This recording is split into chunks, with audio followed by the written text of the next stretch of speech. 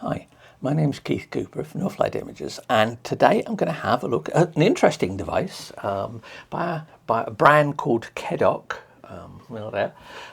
It's a photo and film scanner. It does slides, it does negatives, it does prints. Does rather a lot of stuff. It's quite a small, compact device, powered by USB. It comes with a power supply, and it's a flatbed scanner. It has a display on it. I'll start it up in a moment and show you how it works. Basic interface, and it takes a USB SD card in the side. Now it comes with an 8 gig one, which you think maybe not much by today's standards, but actually the scans here takes quite a lot of them. What's not to like? Well, there are a few features, and I'll come back to the image quality and various other things, which, if you are looking for professional level scanning of your old negatives and slides, then move along. This is absolutely not for you. The images it produced, the standard resolution, are 14 megapixels. It offers an enhanced 22 megapixel mode, and I have looked at these and there's not a lot of difference, and the images are stored purely as JPEGs. There are no adjustments. So in a way, this is one, well, it's a system I could have happily given to my mum to use to scan some pictures. You are not going to be able to make huge great prints off these. The resolution is not there, but I tried it with a whole load of old pictures. So we've just recently moved home, hence my temporary, somewhat constrained offers here.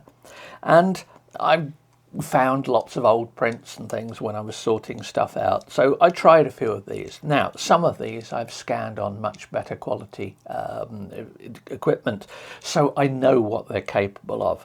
So you can certainly see the sort of limitations in resolution. Yeah, I've got pictures of lots of old cars of mine. Cars I have owned in the past. But anyway, the device, I'm going to say it's quite light, USB powered. Basic, so you can power it by the socket here. The card just clips in the side, and there is a slot on either side where it takes these magazines holders. This one has 4 35mm slides in. These are Kodachrome slides. Recognise the yellow box there, some people will. Or there's a negative holder. This has some colour negatives in it. I tried it with black and white negatives as well. But anyway, what is it? How does it work? Well, let's start it up. There we go. And you get a basic menu on it. Now you can set the date and various other things. One thing I have noticed is that the interface is a bit slow. It's a bit of a lag. So if you press a button 2 or 3 times quickly, something may move, and then it'll move, and then it'll move again. So it needs a sort of deliberate approach to it. You can set the date. There are bits. It allows you to look at the pictures which are currently on the card. USB, you can use it as a USB disk. And yeah, it's not a touch screen. So I just move that along, set the language, say, you can format the card and things like that. You can set the resolution. And I see here, you see a nice simple interface, 14 or 22. I've got it set at the luxury mode of 22. It doesn't make a lot of difference. It's doing basic interpolation, and we'll leave it at that one. So go back to the menu. Now, right at the start of it, there's a thing that says Effect. Now, actually, that's what you want to do. So we'll do Enter, and that says, am I doing colour or black and white? Now, the picture I've got in here, I've got a print in it, and there's a window here. The scan window comes out for cleaning. The downside of that is you can get dust inside the thing, and the optics and mirrors and things that are inside it. But I've noticed that this is not a glass top. That means you can scratch it if you're not careful. It also means that it can collect dust quite easily through static. Now, it does come with a little cleaning brush, but basically beware of dust for things like that. But that's a thing for any scanning, no matter what quality you're doing it at. I've got this, the sort of switch here is set to photo. And if I go to that, And there we go. There is an image, my old Audi Quattro, a very fast car that I had a few years ago. And we can see it's a live display. It's a live display to the fact that, there's quite a depth of field. I can put my hand in it there, and you can see. But I've got the 4x6 guide set there. Put that back. We can see the auto white balance. Takes a few seconds working on it, and it's back to that. To do a scan, press that 1, 2. There we go. That's it. It's done. It's scanned it. It's as simple as that. This is why I say this is a thing that my mum could use. My dad would have said, "Oh, hang on, let's have a look at the quality there," and would have looked at it and went, "Huh, not using this." But that's what I say. It's an interesting device, and it's just over 100 quid, I believe, the device. But it's aimed very much at a particular market. This is one that you can send around to some relatives and do things like that. This is not something that, say, you're going to do for professional level archive or even serious amateur archive if you want to do prints. Now, I know that some of these images, some of these slides and negatives here, so particularly the black and white ones, I've made huge prints from. So I know there's a phenomenal amount of detail in them. They've taken quite a few years ago. Once I've pulled the images over, I've just happened to got them on my Mac here. That's Rover SD1 parked outside my old house. Not that long after I moved in there. I just go from the colour of it and the size of it. Incidentally, this tree that's next to the car here, that, when I sold the house recently, was about 15 feet higher than the house. You just look at old pictures and see how trees grow. But anyway, there we go. There's the Quattro. Now, in looking at it, how's it picked up detail? It's lost some of the nuances of shade on this. If I remember rightly, this particular shot here was probably taken on this, could well have been the same lens I'm using now, on an Olympus OM2N, I believe, and just shot on colour film.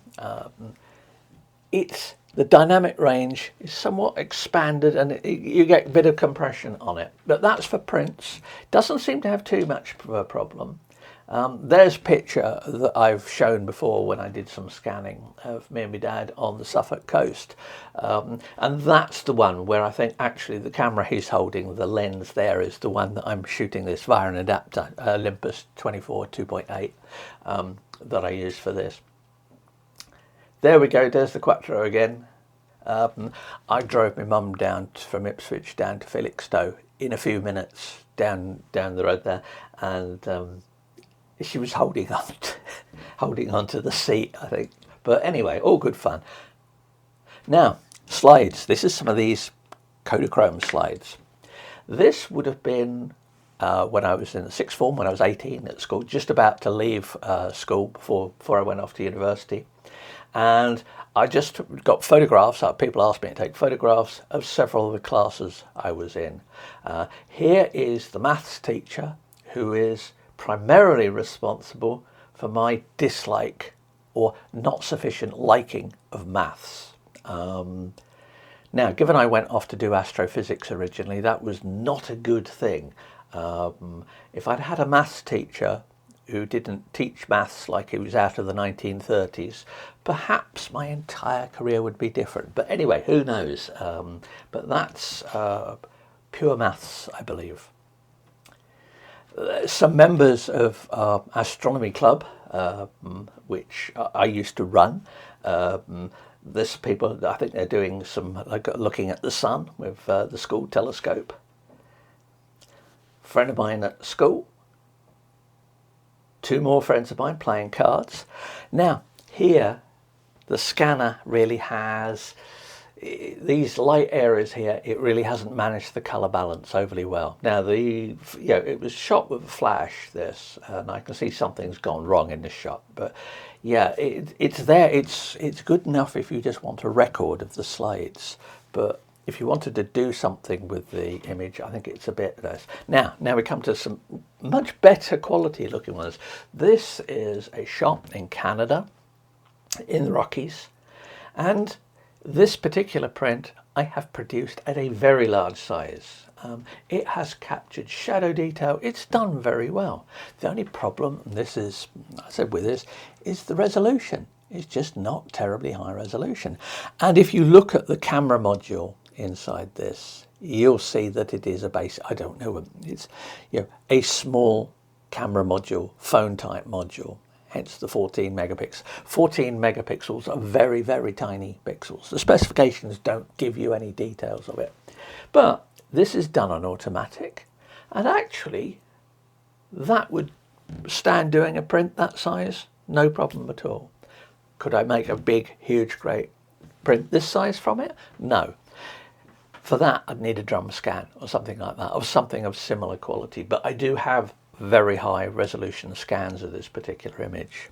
If I go through another slightly different view, this is one of those ones, incidentally, where with moving water like this, I use a relatively fast shutter speed because I don't want necessarily much blurring of water, but also the water is continually changing, and minor changes of where the water is and how it looks change a composition enough that they make a difference between a print. So stuff like this, shots of waves and stuff like that, I'll often do several just to get one where the composition works is a bit cleaner. Likewise, sometimes with clouds, I'll take several shots over the course of a few minutes, just because, particularly with wide angle lenses, because of the amount of movement of the clouds just changes the whole look of the image. There we go, another one there, and another different shot of it. Now, one last one there. So these black and white ones have done well. In fact, in terms of image quality, the black and white negatives, and you can do color negatives as well, as I'll show in a moment, the black and white negatives were probably the best performing ones on this. Is this something I'd use for a big archive? No, because you've got to load up the strips of film here. There's all sorts of things. Remember, this is not aimed at pro mark. Some pictures of a motorbike of mine after I dropped it and it had slid along the road. Some friends came out to pick it up. That, I believe, is where one of the mirrors used to be. However, this is a colour negative. And yes, it's done a fairly good correction for the orange background of the negative that you get with colour.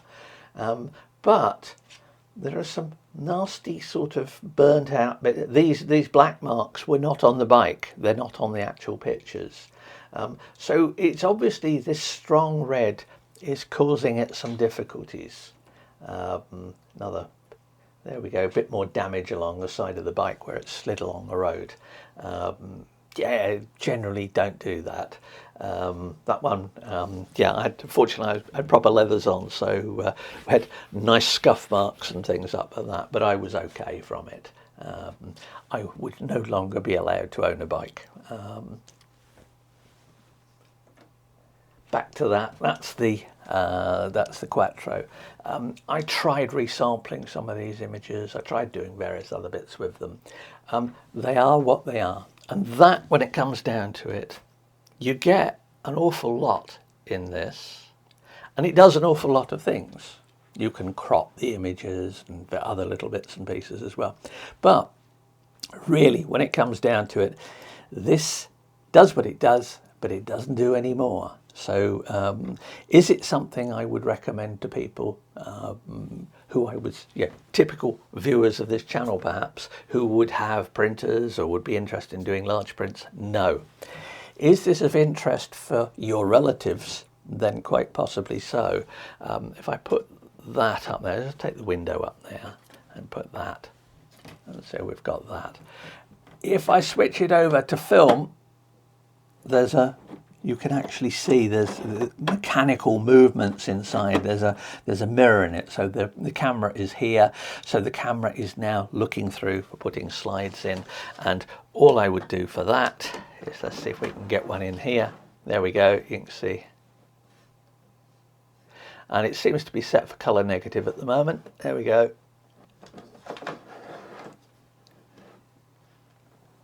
there we go. That's the school shot in negative.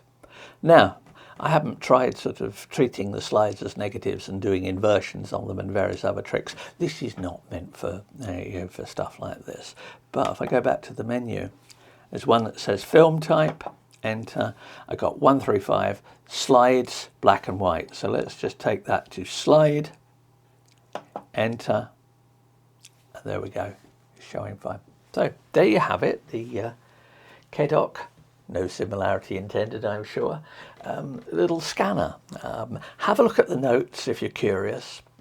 So I'm not entirely sure that who this is meant for, because it's the real limitation has come in the sort of quality if you want to do anything with the images. This is something for your relatives. This is something, if you know somebody who's got a lot of pictures and they want to store them, give them something to do on a cold, damp night. Go through all your pictures and store them and put them on memory cards. What you do with them then, well, there you go. Anyway, I will be returning to other kit and things. I have, somebody's been asking me about higher end scanners. I've been doing a bit of investigation into some aspects of that. We are very cramped for space here at the moment, so I've got this table here and whatever, but I will be trying to do a few more bits and pieces, which hopefully will be of interest to people wanting results, the more usable ones than this. Anyway, thanks for watching. If you've got any questions, just let me know. Bye.